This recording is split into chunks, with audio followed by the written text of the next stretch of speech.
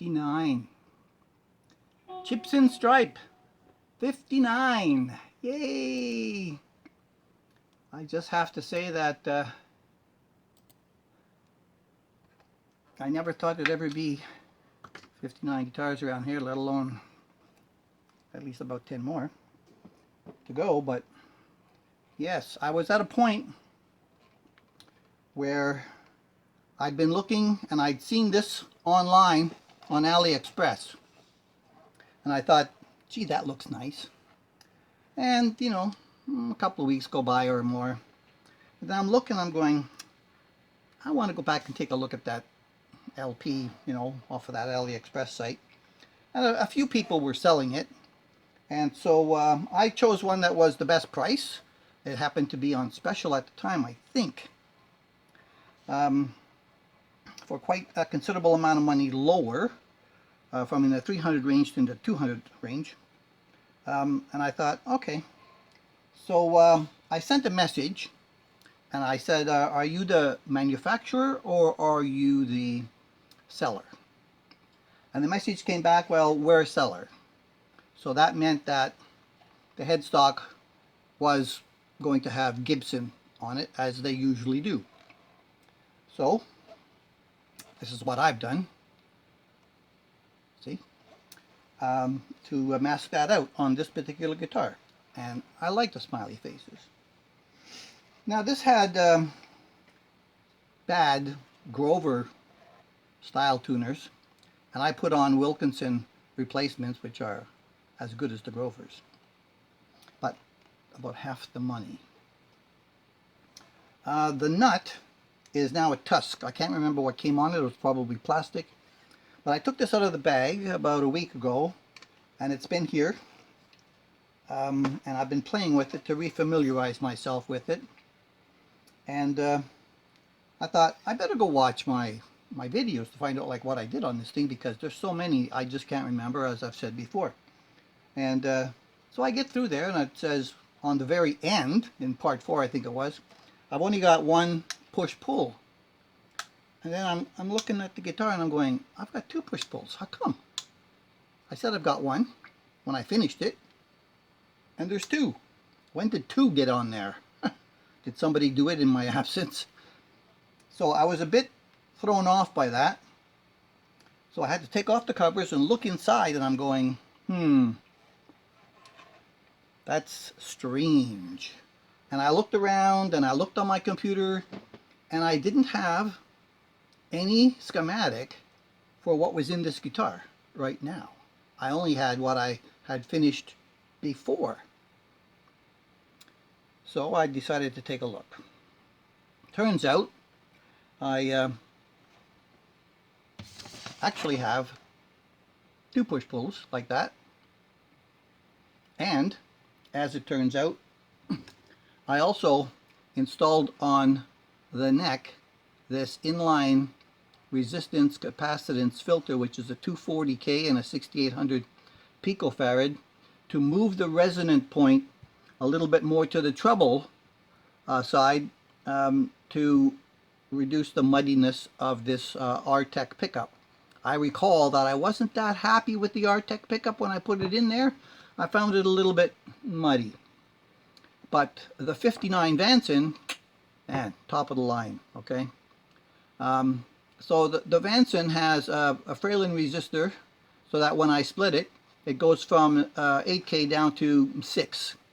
And that gives me a nice clean partial split signal.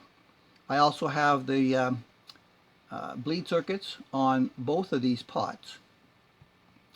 And what else? Oh yeah, when you go across the jack and you try to read the resistance for each pickup, well, this one will read properly, but this one will read the 7K plus the 240K resistor plus whatever little bit of resistance is left in here when you have the pot up full. There's always a tiny bit, you never know how much it is. Depends on the tolerance manufacturing of that pot. So you could get like anywhere from 247 to 250 maybe across here in full humbucker mode. If you split it, of course, it'll go down because you cut this in half. and I didn't put a frailing resistor on this one.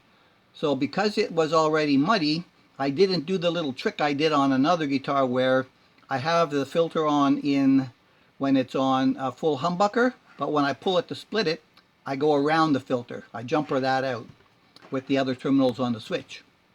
So I didn't do it on this one. So I had to refamiliarize myself with this and play it. And then I was thinking, yeah, that's probably, I did this after I built that gizmo box that Waylon McFarland had outlined on his channel to figure out these inline filter values and move that resonance so that you don't have to change the pickup. So that's what I did, and so that's why it's playing the way it does. Now when I played that clip, I had my Joyo Vintage Overdrive on, stacked before my US Dream to get the distortion up.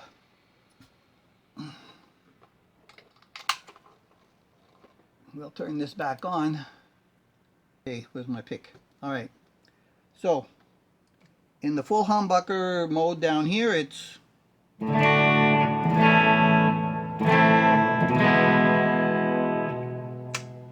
in the full humbucker up there with the filter in, it's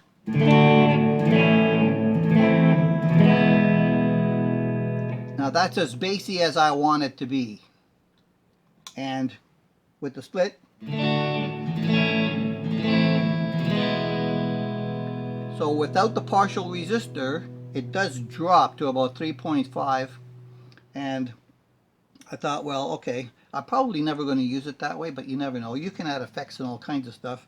But I found that in the middle with the 59, with split or not, you can, with the blending, because independent volumes, you can find a sweet spot of just about anything you want to do.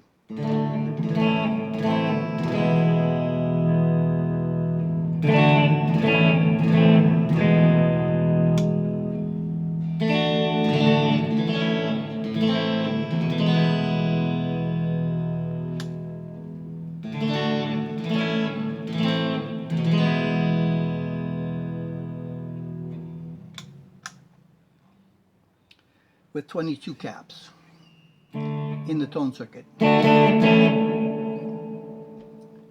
Now,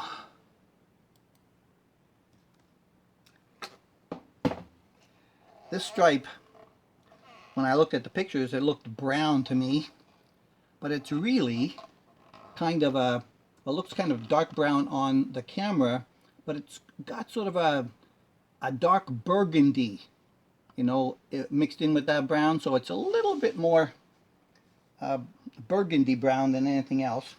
The back is a beautiful red. So with a full mahogany body, and I think this came in at 8.2 pounds. Did I put that on there? No, it's somewhere around 8.2 pounds, I think. So this turned out, now in the end, to be really, really a nice guitar.